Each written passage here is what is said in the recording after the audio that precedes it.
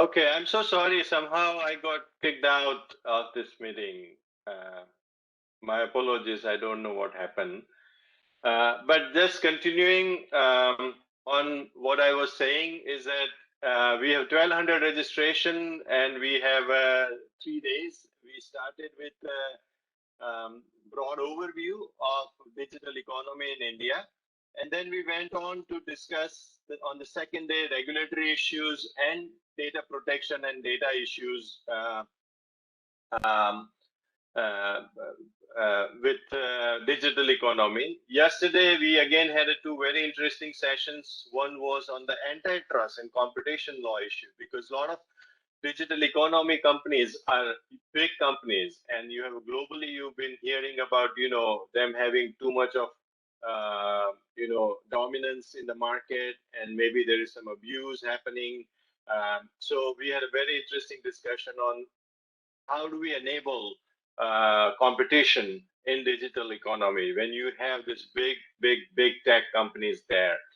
We also had a interesting session on tax issues in digital economy. So now today we come to the last day, and we have two very interesting sessions today. The first session is on HR issues, and we have with us 5 speakers.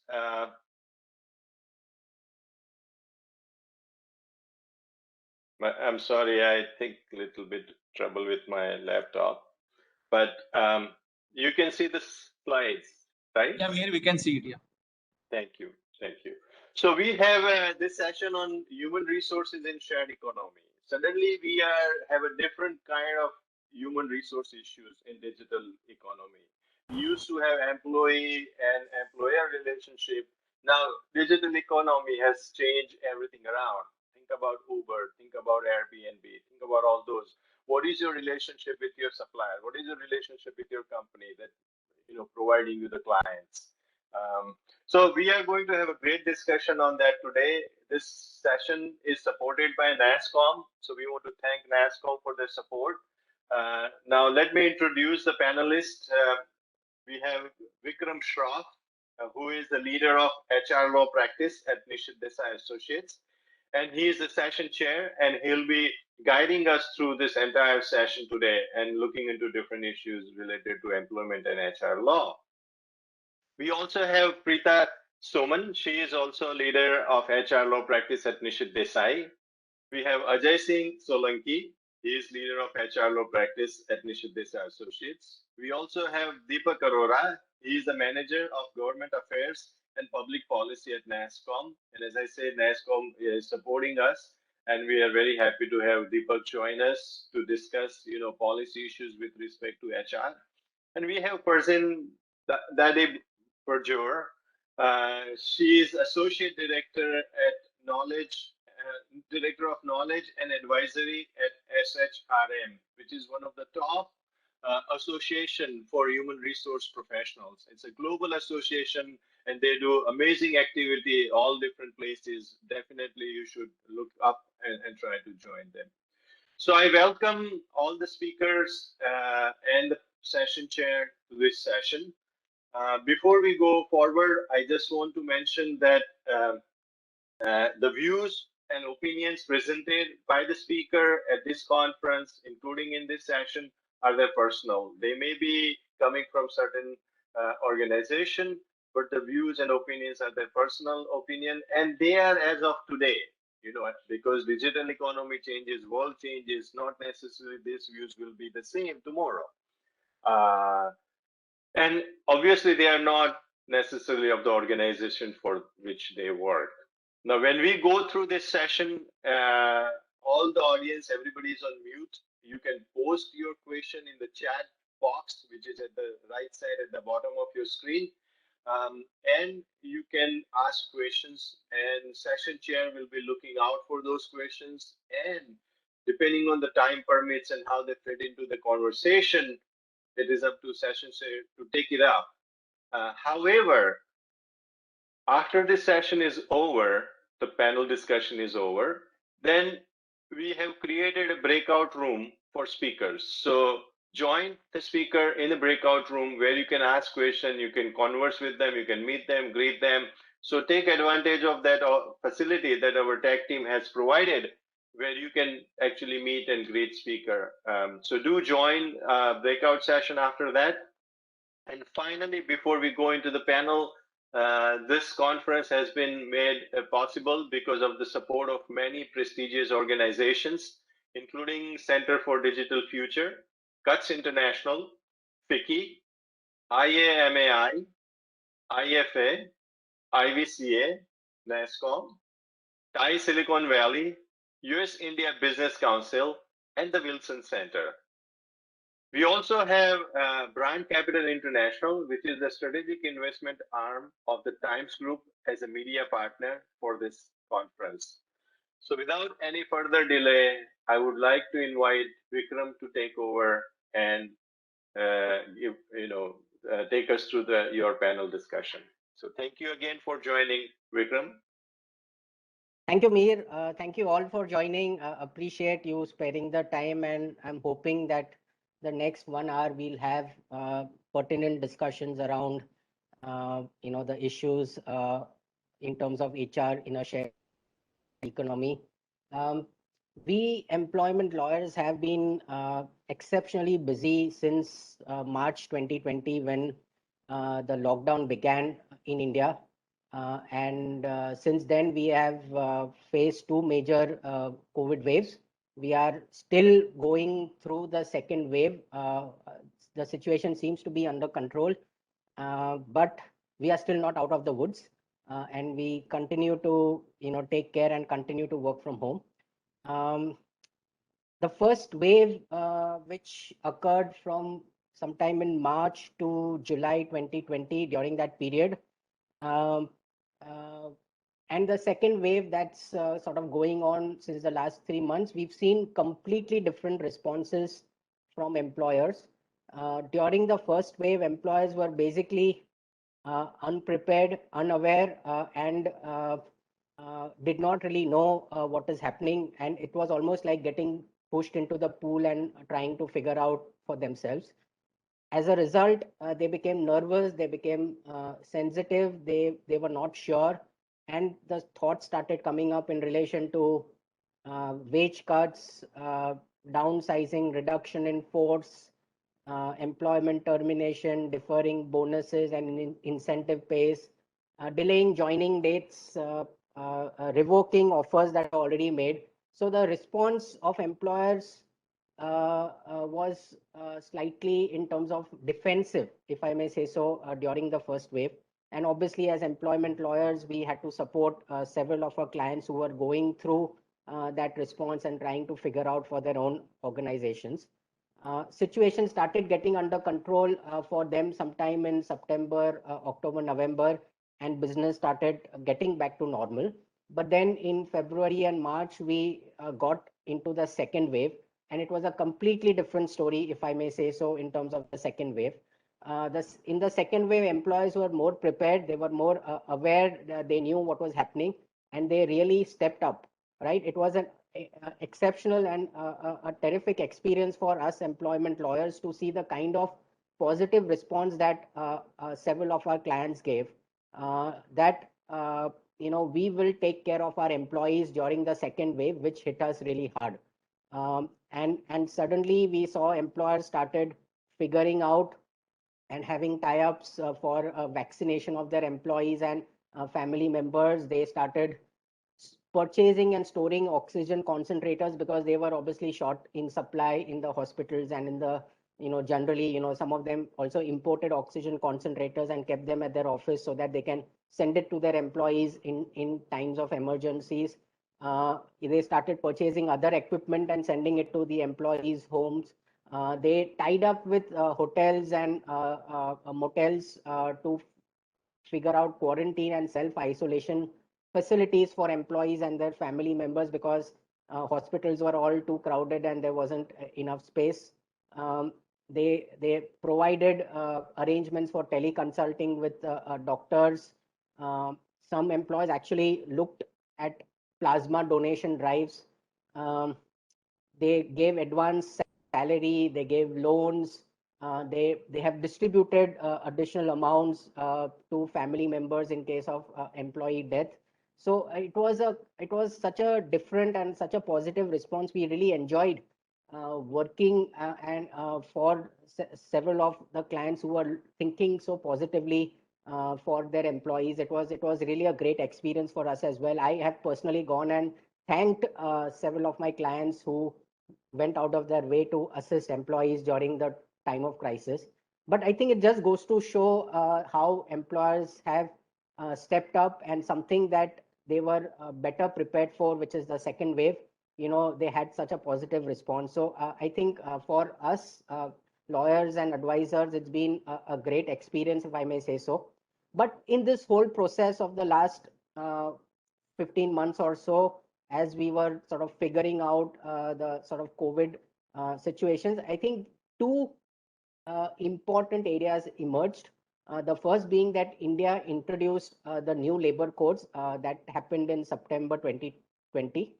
Uh, that is one change. It's the most massive change that I have come across as an employment lawyer in my 23 years of experience. I've never seen India have such a massive change to its employment system, where 29 federal level labor laws are being converted to 4 codes. So that's one area that we are going to be talking about today. And then we are talking about future of HR in relation to the new HR or work related arrangements, remote working, flexi working, work from home, hybrid structures and all of that. So these are the two areas that we are going to be focusing on. We've got great experts on our panel. Deepak, we've been working very closely with Deepak and NASSCOM on policy matters in relation to the ITS sector. And we've been working closely with Perzeen at SHRM on HR issues, future of work, and so on. So and then we have my colleagues Ajay and Preeta, who obviously will also share their experience and some sort of stories that we've sort of come across during this whole period. But let me start with Deepak. And obviously the focus, the first part of today's session is in relation to the labor codes. Deepak, 29 labor laws have converted into 4 codes. You are obviously championing this whole exercise for India's ITS sector, which is obviously the biggest employer. And in fact, some of the largest companies are by far the biggest employers in the private sector in India. So I'd like to know from you what's been the overall perspective of the labor codes, especially from the ITS sector. Sure, Vikram. So firstly, thank you to you. Thank you, Mihir, and thank you, Nishidhari Associates, for allowing us to be partner in this journey of digital youth. NASSCOM has been working aggressively and actively with both central as well as state government on the labor reforms. But just to give a small background about myself, I'm Deepak Arora. I'm part of the policy team at NASSCOM, and I look after labor and employment matter. For some of you who may not be aware of what NASSCOM is, we are an IT industry body that represent more than 3,000 IT BPM companies, having a revenue of around $194 billion. We are also one of the largest employers in India, providing direct employment to around 4.5 million people and indirect employment to over 10 million people. So we represent a very large workforce. And of course, given that significance of these reforms for the employers that we represent, the employees that work for us, is quite huge. And as I said, so these reforms as an idea, as some of you might be aware, was initiated when there was a second National Labour Commission was formed in 1999 under the chairmanship of Ravindra Verma. This commission in 2002 gave a recommendation to the central government to rationalize and consolidate several central labor legislation into 5 different codes. And that codes are now being finalized, as Vikram just mentioned. And now we are looking at their implementation. In fact, there was a media article today morning which talks about that government is now looking at implementing the new labor code from 1st of October. While there's nothing official about it, but we hope, based on our conversation, it appears the government is now looking at, also coming out with a finalized version of the draft rules which were published for the industry consultation. What we are also doing is, as part of the reforms, the several state labor departments are also coming out with the draft rules for each of these codes, which is on occupational health and safety, social security, industrial relations. So we are also in touch with the State Department. We are constantly giving our feedback to both central as well as states. And that has been the journey ever since the whole reform exercise has taken place, especially after 2014 when the new government came in. And it has been a welcoming experience. As an overall take, if I may say that as NASSCOM, we have always welcomed any reform that have been taken in the interest of workers and towards the ease of doing business. And we see this unification of codes, so 29 central laws into 4 codes is a welcome measure. So I won't be talking much from the legal side, but as a representative of employer, I would just like to pick on few positives that I see. While there are many, but in the interest of time, I'm just going to focus on key highlights that we see that where it is going to make an impact to the industry that we represent. And I think the first and the foremost, which I'm sure a lot of you will also agree, is on the definition of wages. And that's a new definition altogether. Earlier, there were several definitions under different central laws, such as on PF, ESIC, minimum wages. And that used to create a lot of interpretation issues. There were a lot of litigation that used to happen. And I think the government has done a tremendous work in terms of ensuring that we now have a single uniform definition of wages across all 4 labor codes. There are certain challenges, there are certain gaps even in the existing definition, but we are hoping, we have raised those concerns that those will get addressed as things will move forward. The second important thing that I see representing a technological body is the whole adoption of the digital solutions. So whether it is in terms of maintenance of your registers or your, or your filing of returns, or in fact issuing of wage slips electronically, I think that's also been a focus from the government to ensure that there is an upscale of or use of technology that it can be leveraged for ensuring that businesses can basically run their businesses without having go through the paper burdens of paper filings and also, which again I think is a positive. Third, and I think the foremost also has been the definition of contractual labor. And why I'll say that is important is that previously in the earlier Contract Labor Act, there was no distinction per to say with regard to whether there's a contract of manpower or it's a contract of service. As we represent the service industry, at times, a lot of our employees are also required to work at the client location for the execution of services contract. Those employees were earlier getting classified as a contract labor, which used to create a lot of administrative and compliance burden companies to seek registration, licensing, and that again at times used to delay the entire productivity. Now we hope with the new definition of contract labor, some of those issues will get resolved, and the law now provides clarity with regard to distinction between the services contract and the manpower contract. That I see another welcoming point. The fourth point that I would again try to emphasize is on the focus of ensuring single registrations. Earlier, there were separate registrations that were required by the employer to be registered under several central labor laws. That has now been replaced with one single registration under all 4 codes. In fact, the government has also gone one step further and said one can even file a single return under all those, all 4 for the compliance purposes. That again, I believe, is a very, very positive step. One thing which we've noticed for the very first time in the Indian legislation, labor legislation specifically, is on the whole focus of gig economy. Like we have seen with the 4G coming in, with new aggregators coming into the picture, there's an informal workforce that has also, there's a significant increase in employment in the informal people who are working for these platforms and aggregators. Those have also been given, the labor code have also tried to give them some social security coverage, whether it's related to health and safety, maternity, and etc., which I think is a progressive step by ensuring that one of the government objectives was to ensure the universal coverage of social security to both organized as well as unorganized workers, so which I think is a very, very welcoming point. Second last, I would just say that we now in the pandemic period, what we are seeing is all of us are working from home. And one of the questions which also comes to the mind is, how these compliances need to be, looked at once things start opening up and employers still decides to work from home. And we see the courts have to some extent have acknowledged such working models. There was a model standing order for the services sector that the draft that was released. It also has provisions for work from home, which now allows both employer as well as workers to agree to a work from home model based on their mutual discussions. Similar provisions has also been introduced in 2017 under the Maternity Benefit Act, which also allowed pregnant women, after the maternity leaves, they can continue to do work from home provided their work allows and they based on the discussions. So these are some of the positives that I see. And from the business side, in terms, there are some challenges, which again I'm going to briefly touch upon. As I said, in definition of wages, we would have liked some more clarity around, on treatment of certain allowances such as variable pay, ESOPs. There is also now a provision which says that if you're paying any remuneration in kind up to 15%, that will also be required to be considered as part of wages.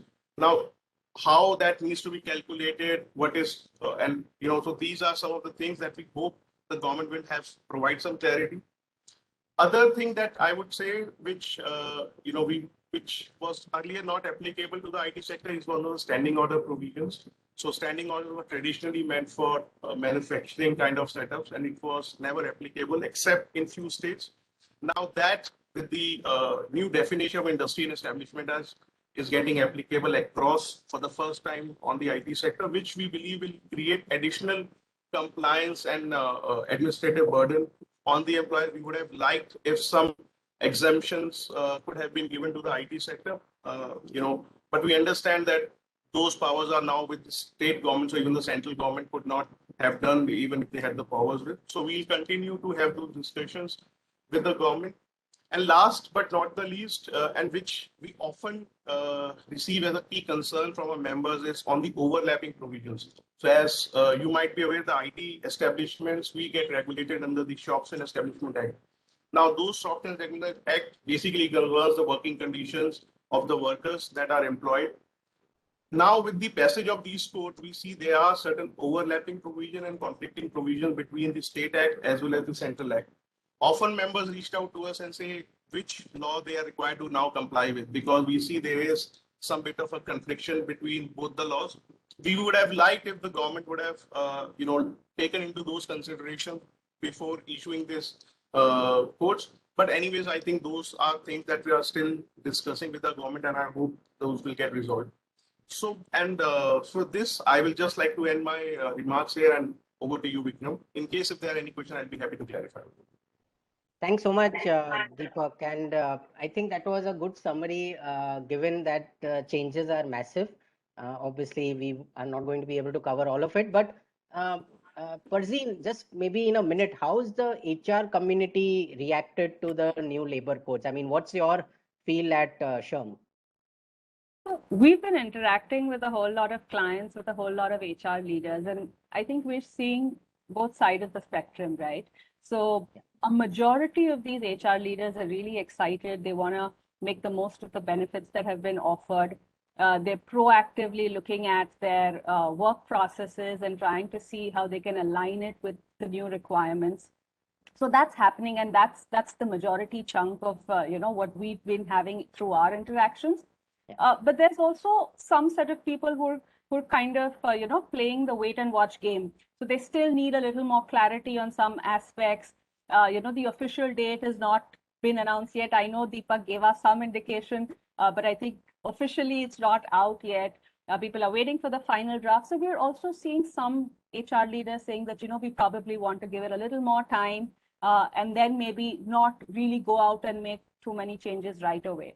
So that's been our experience here. Yeah, thanks. And I agree, there is no formal clarity on the date, although as of today, we believe it, based on a news article, that the government is looking at October 1st as the date of implementation. But obviously, there have been other articles, one of which suggests it could get pushed to next year as well. So we don't know. We'll obviously continue to interact and be ready for our clients. Preeta, Deepak mentioned two pertinent points. The new definition of wages, it's a really long and comprehensive definition and brings in some new elements which until now was unheard of. And obviously the new labor codes are looking to cover gig and platform workers, which again is a completely new concept from an Indian labor laws. Can you spare a couple of minutes on both these points? in terms of the legal analysis of the wage definition and the gig workers. Sure. Thank you, Vikram. So let me just pick up the wage definition first before we get onto the aspect relating to gig economy. So when we talk about the definition of wages, and Deepak also mentioned this, one of the best parts about the labor codes is that they brought a uniform definition of wages under all the 4 labor codes. So that's definitely a positive step, right? Where employers have been grappling with different definitions under the almost 44 central level labor laws and other state level labor legislations. Now, the good part is that you just need to deal with one definition, and the same definition would apply for all purposes under Indian labor laws, right? So that's definitely the first and the foremost good point about the new definition of wages.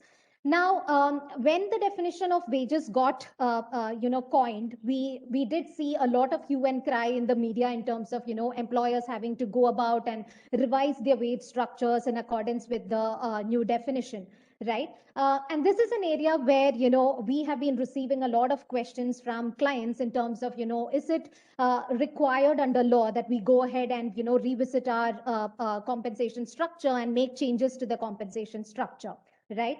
While the general impression, and again, this is what we've gathered based on our interactions with several clients, seemed to be that there was something that need to be urgently done about in terms of the compensation structure. But the good news is that no, there is no requirement under the new labor codes that you have to go back and revise your compensation structure.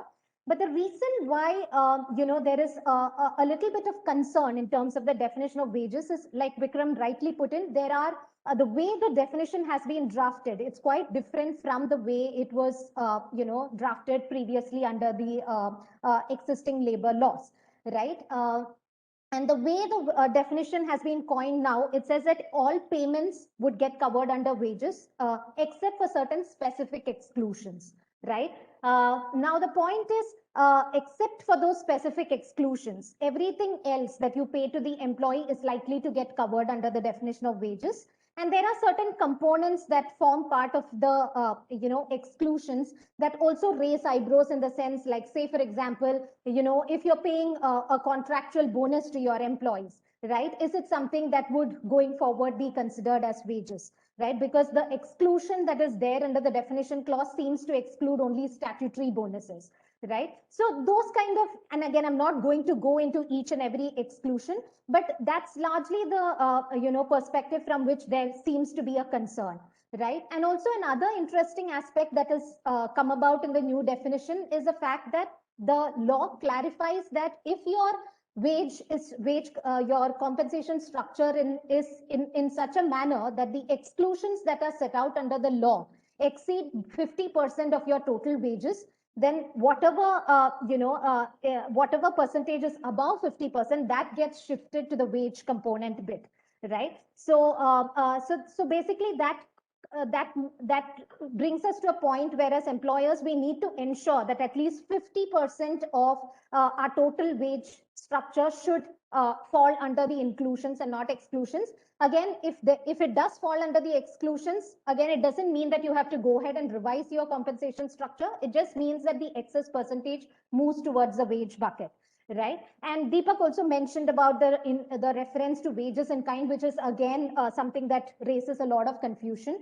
So yeah, these are, this is the way the definition has been coined, but largely in terms of what what impact this is going to bring about, as most of you would be aware, the term wages is something which is very, very critical in the labor laws context, because of the fact that several aspects around the wages of an employee, right? Like, say, for example, the PF contributions or the gratuity payments, all of these payments that need to be made to employees are computed on the wages of an employee, right? So if you have been following a certain practice so far in terms of calculating these amounts, that is likely to undergo a change once the new definition comes into effect, right? And generally, broadly, if you ask me what the impact is going to be, the fact that any payment that you are making to your employee gets categorized as wages under Indian labor laws would essentially mean that anything and everything that you try to do with that component, right? You try to touch that component for any purpose, like say, for example, you try to withdraw that at a later point in time, or you try to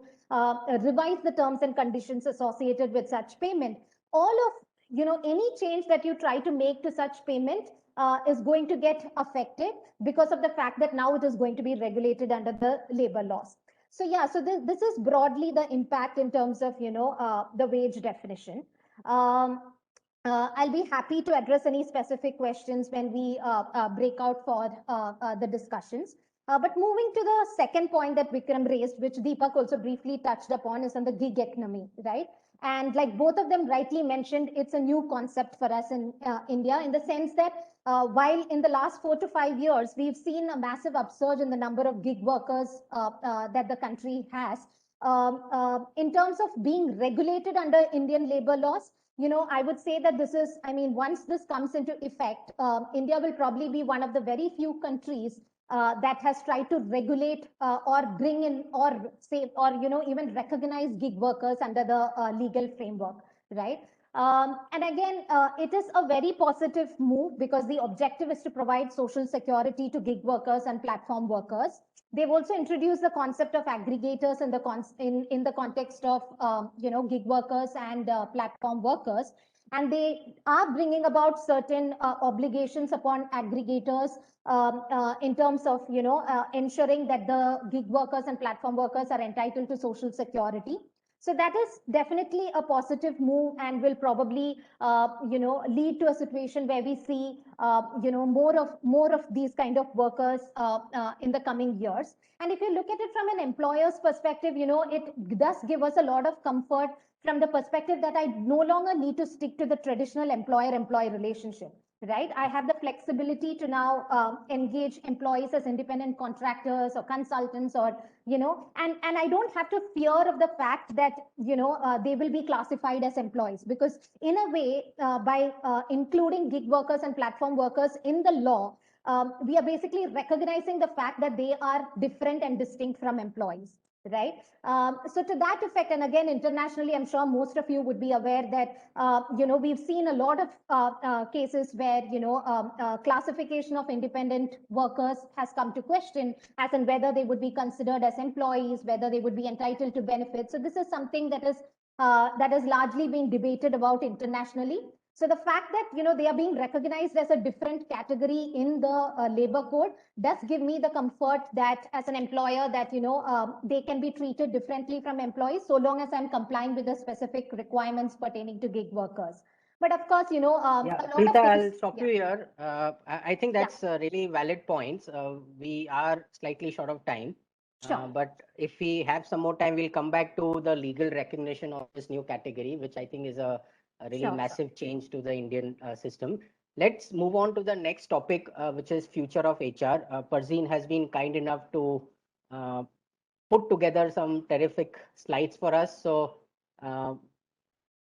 over to Parzeen on future of HR in the sort of new world of work. Thank you. Thank you so much, Vikram. And just give me a quick second to upload my slides. Just let me know once you can see it. Yeah, we can see it now. Okay, great. Great. So thank you so much, Vikram. And I am going to talk about a little around the future of HR, the future of work, and how the future of HR is going to be impacted by the future of work, and some key HR considerations, whether it's work from home or a special focus around employee well-being, and some priorities for HR leaders.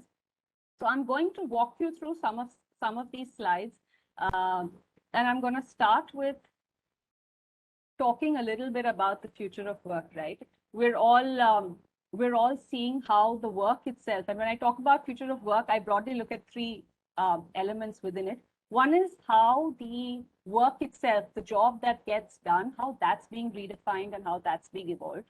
The second thing is the person who's doing that job, which is the worker, how is that role and that scope being redefined? And third is where the work is being done, which is the workplace, how that is evolving, right?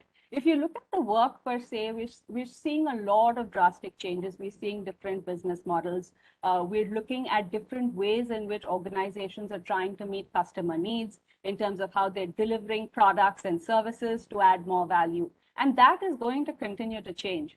In the pandemic per se, a lot of organizations who probably had limited digital presence had to ramp it up significantly, and those who didn't have it had to create it from scratch, right? We're going to continue to see highly digitized work processes as well, and that's going to impact the kind of skills we need to do a particular work, right? We're already seeing new roles evolving, right? So in areas like big data, analytics, cybersecurity, workplace simulation, all of these are newer roles, and those are being, they are well in demand, right? And if you are looking at newer roles and you're looking at evolving existing job roles, the skills to perform that job role also needs to be enhanced, right?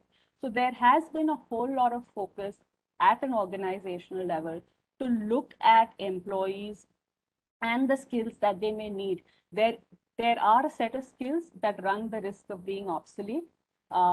And that's where we need to reskill some of these employees, right? If you also look at in terms of the worker pool, right? As organizations prepare to work on their strategy to return back to the workplace, typically they will be looking at a profile of workers, which is one, I would say the frontline worker, which is pretty much at the plant or the shop floor, which would be required to be there to run that machine. So that's the frontline worker who has to be in office. The second is the remote worker, which is, and his job role is classified in such a way that it really doesn't matter if he is in office or not. And that's why those roles may be classified as remote roles. And the third is a mix of and a hybrid, and we call that a composite worker, where they would be required to probably be there face-to-face in office for some time versus doing their job remotely. So that's how we see the profile really changing. Another significant pool of on-demand workers, and there's already been talk about the gig workers and how organizations are continuing to use a whole lot of those. And that is something that's a trend that we're going to continue to see even more, whether it's project workers, freelance workers, etc. Another critical pool that organizations have now started to tap into and probably will tap a little more is women returning to work, right? A whole lot of women who probably, kind of step down because of whatever, considerations, personal considerations, looking at flexibility and looking at various options that will be available to them in terms of roles, may be willing to come back to work. So that's definitely a pool that organizations can tap on a little more, and we'll be seeing that. And lastly, the redefinition of the workplace itself, right? We've all been working from home, but we're going to see that concept of moving from work from home to work from anywhere, right? If your role is such that it doesn't matter, as long as you're delivering on your objectives, as long as you're delivering on the goals, the location from where you're working really doesn't matter, right? And organizations, as they move back, they are going to be identifying these roles. Okay? There's another concept that's picking up a bit of trend, which is called as workation. It's a mix of work and vacation, right? And these two used to be fairly distinct for us, but they've kind of come together, and a lot of people are availing of it as well. So if you want to mix your travel and work, you probably go on a vacation and you do your job, because it's okay for you to work from anywhere, right? So you could be sitting at home, or you could be sitting up somewhere up north in Manali in a nice cottage house, enjoying the scenic beauty, and you'd still be doing your work, right? And lastly, in terms of collaboration platforms, we all have been using collaboration platforms. If you look at the timeline in terms of how they started, at the start of the pandemic, to the features that these platforms are offering to you now, they've probably gone through so many variations, so many bug fixes, et cetera, and it's going to continue to evolve. And that's why we continue to going to see these distributed workplaces.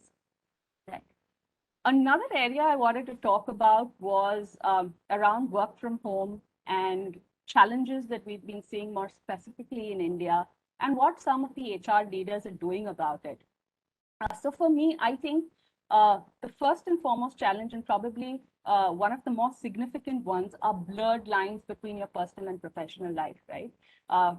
Work has come into home, right from your personal space, right? And in India, not everyone has the luxury of large and big homes, right? And if you have both partners that are working, they have their own digital calls, they need their own privacy, they need their own space, and then you have children, and if they're going to school or college, they also have their online classes. So the entire dimension in terms of personal space, that is being encroached, and that is creating a challenge, and organizations are recognizing that.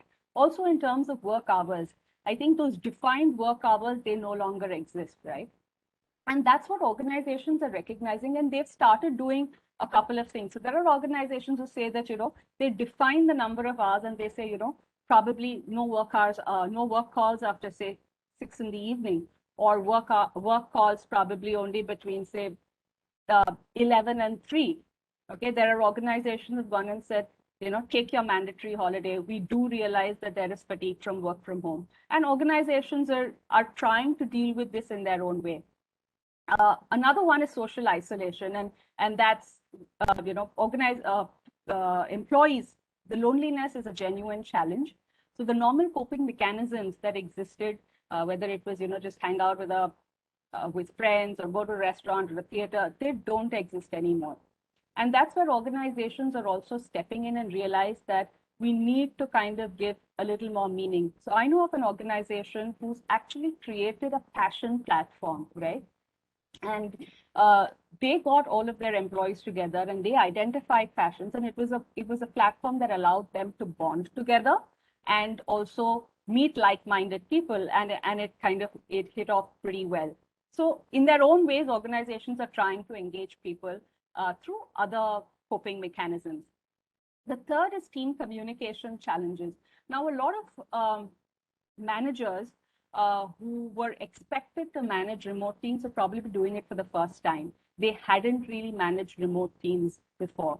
And while as a manager, you would probably be required to kind of make sure that your employee is engaged, he is, performing well. Suddenly, the expectation on the manager was also that he understands the situation that the employee is in. He demonstrates empathy, he demonstrates care. And a whole lot of organizations have done. I can't remember any organization who said that, no, we haven't trained our people managers in terms of remote working. Some form or the other, whether it was a program or communication or some skills, organizations have worked and tried to upskill so that their managers can manage it better. Another thing is about performance management, right, in a hybrid workplace or in a virtual workplace right now. But as organizations move back, the hybrid workplace are here to stay. And again, there are different organizations who've tried different techniques to manage performance. There are organizations who have installed apps or installed systems to be able to manage anything from logging hours to even cursor movements, or websites that the organization, that the employees are visiting. And it's not about saying what is right or wrong or what works or doesn't work. It's more in terms of what is it that you want to achieve in terms of performance. And that's a clear shift that we're looking in terms of measuring performance through outcome versus measuring performance through activity or effort. That clear focus we're seeing. We're also seeing a whole lot of productivity metrics that are linked to outcomes that organizations are working, so that it's really clear to the employer and the employee in terms of what is really supposed to be achieved from an employee performance management standpoint. Another issue, and this was probably a whole lot more up at the beginning of the pandemic, which is technology and infrastructure challenges, right? Not all organizations were equipped to make sure that infrastructure is available. There were legacy technologies, machine issues, even something as simple as a very strong internet connection was not a given in India, right? Initially, we had a lot of those issues, but I think HR and technology got together, and it's a lot more streamlined right now, right? And lastly, I'll talk about policy changes because work from home was so new. Obviously, policies weren't there, and when organizations put these upfront, they realized that they needed to be a lot more comprehensive. And I'll give you a quick example. Say you're an employee and you're working from home. You're working on your laptop, and you probably get a current, right? You're working, you're at work. It's an occupational hazard. It's impacted you. What do you do about it? How are you going to deal with it? So I don't have the answers, but that's just food for thought for you to think and to try and say that policies need to be more comprehensive. And we'll be looking at that as we go along to cover a whole lot of additional elements, right? I'm going to move Fazeen, forward. I need to stop you. I'm so sorry. Quite a few Okay, questions okay. have come. I Okay, wanted to touch no upon problem. it, but let's No see if we problem. have time. Keep your slides on, please. Okay. I'm going to the questions, but Deepak, just in a minute, how's the tech industry taken work from home challenge? I think it was obviously seamless, but what's been the overall response since the last 1 year? I mean, today, how are they looking at work from home? Yeah, so as I said, like currently we have around 4.4 million people. And I think when the pandemic struck us, we were managed to move at least 90% of our workforce remotely. And I think since then, the industry has been leveraging this model quite well. In fact, our productivity has gone up high. And, because of the available of technology, the bandwidth connectivity, and I think most importantly, the support that we have got right from the government at the central level and also at the state level. So we look at this model as something which is going to be in our industry even after the pandemic. In fact, many of our employers are also now considering making some profiles permanent, while they're working from home. One of the largest employers have also announced that they're going to move 70 to 75% of their workforce permanently working from remote locations. So I see they're going to be a significantly uptake on the remote working models, not just from the employer perspective. And I think it also gives a lot of benefits to the employees. It gives them the freedom of working from the location of their choice. As Fazeen was talking about vacation. So I think that is again going to be something which we will have to see more employees taking in. And I think also it generates new employment opportunities for women and also differently able people, right? Because if they can do work from their home location, I think that kind of takes care of their logistics issues as well as the health and safety issues from a women's perspective. So the IT industry is really looking forward for having the working model on a long-term basis. Only thing which I also agree with Fazeen is on the policy side, right? Because our laws are still not completely focused towards the work from home model. I think that is going to be the next charter for NASSCOM, and we are already started working on it. And we are hoping that the government will also make some amendments to leverage this model and which can benefit both employees as well as workers. Yeah, I think there are books now being written on how to work from office, because as the lockdown ends and some employers are going to require their employees to work from office, it'll be almost 1.5 to 2 years, during which employees have not seen office, and I think they'll really need to be guided on how to actually work from office. Given so much we are talking about work from home. Ajay, I know you prepared quite a bit on the work from home challenges and the documentation. Can I ask you to kind of shorten it in about a minute or two? What's the sort of legal considerations and the documentation? I know you will not be able to cover all your points, but if you can do that in 2 minutes so that I can start taking some questions. Sure. I think I'll shorten it more in terms of saying that it's a great time to be alive as an employment lawyer, I believe. It's your age-old labor laws being made applicable to new age requirements and new age technologies. How do you face those challenges and respond to your clients when they are facing those sort of issues? So certainly, as in terms of what Fazeen was talking about in terms of having a hybrid workplace, everybody is looking at it. Obviously, we know all the top six IT companies, the Twitch as they are called, have spoken about it, have already said that by 2024, I think a lot of them would be working from home until such time and all, and maybe hybrid workplaces and all. But they do have a lot of legal challenges involved as well. All of us have seen in the past 1.5 years. Including data privacy, data security, the number of the number of data security breaches that have happened in the past 1.5 years have been so many as compared to the past entire decade, I believe. So a lot of organizations have had to spend a lot of money and infrastructure into setting up those sort of tools in place. And obviously, these tools have sold like hotcakes, but at the same time, there's tools like employee monitoring, employee surveillance, and all have also come into picture quite a bit. But along with them have come a lot of data protection and privacy related challenges as well, and a lot of laws. I think our laws also need to now play catch up with respect to the kind of issues that are being faced. One important point that Perzeen did touch upon was in terms of liability of the employer. Obviously, when you're working from home for such a long period, there may be issues with respect to an employee getting injured or maybe sexual harassment related issues. How do you apply the current law as it is in shape to these sort of scenarios? Something obviously all of the employers are facing challenges with and require legal answers to. And it's a great time, as I said, to be alive as an employment lawyer to be answering these sort of questions for all our clients. Yeah, thanks so much. We've got a few interesting questions. Arpita, on your question on definition of worker, well, as you know, and as we've discussed in the past, it's consistent with the previous laws on workmen. They have basically rebranded it to worker to remove the gender bias, but I think the definition remains the same. And on your related question on should there be a salary cap, I think, and as several organizations are doing, they are reviewing their current CTC structure based on the new definition of wages and trying to see what can be done to improve it. And improve can be in multiple ways, whether to reduce the exemptions and to align it so that your included components are at least 50%. That's one set of exercise. And the second set of exercises where the included components of wages are significantly higher, like 60, 70, 80%.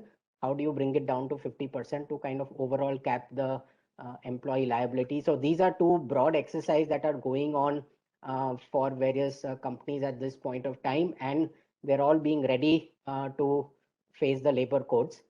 I know there are a few questions, but I really wanted Perzeen to spend 1 minute on this slide on employee well-being, which according to me is one of the most critical areas that all of us will be focusing on, especially when it comes to mental health.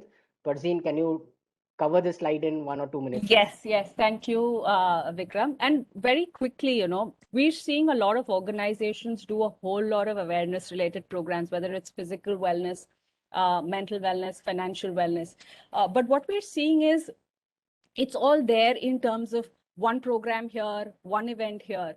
What we're actually looking at is a more structured framework, so to speak, as we go along in the immediate and coming future, whereby organizations will work to create a culture of employee well-being, right? So right from creating formal processes and mechanisms to make sure that employee well-being is whatever your events are that are cascaded through across levels, right from making sure that you have leadership buy-in, you have leaders who act as role models, you have enough in terms of process and governance. There's enough also that's probably done in terms of equipping people managers to not just take care of their own well-being, but also to make sure that they kind of take care of their teams as well. And as an employee, in any case, you would look at a host of elements. One quick thing that I'd like to mention in terms of a shift, there was a whole lot of focus on employee wellness and well-being before, but I think there's been a significant shift to include the immediate family of employees as well, right? So if you're looking at whether employee vaccination drives, they're also including immediate family members. If you're looking at EAP programs, awareness programs, focus programs around children. So that is one shift that we're seeing, and I think that's only going to go stronger as we move along. Yeah, thank you for that. We've nearly up our time, and I've been told specifically to ensure that we finish on time. Otherwise, I won't be invited for another session of my firm next time. So Mihir, over to you. We've stuck to the time. Thank you. you so much, Vikram. This was a great panel. I wish we could have certainly definitely continued, not that I force you to close it, but in digital economy, right, we all know the real asset is people, and the people's well-being, as Farzin was saying, is very important. Because it really leads to the employee engagement. And when you have a greater employee engagement, your business model is going to succeed, right?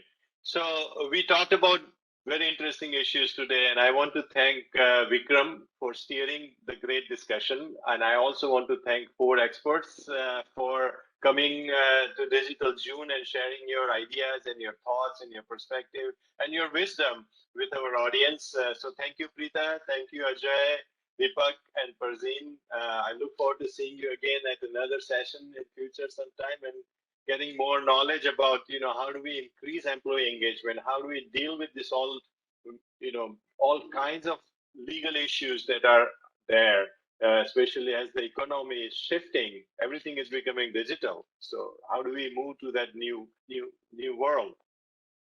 So those who joined this session, we have applied for MCLE credit or CLE credit with the State Bar of California and New York. So if you are looking for any kind of credit, please write to linette.h@nishitdesai.com. And when you write to her, please mention this code 10036, again, 10036. This is the proof that you attended this event. And we have coming to the close of this conference. So next we have another interesting session, which will be happening on sectorial perspective in digital economy. Now, as we were discussing, digital economy is not just the tech companies, not just the companies which are making 5G or drones or AR, VR or AI.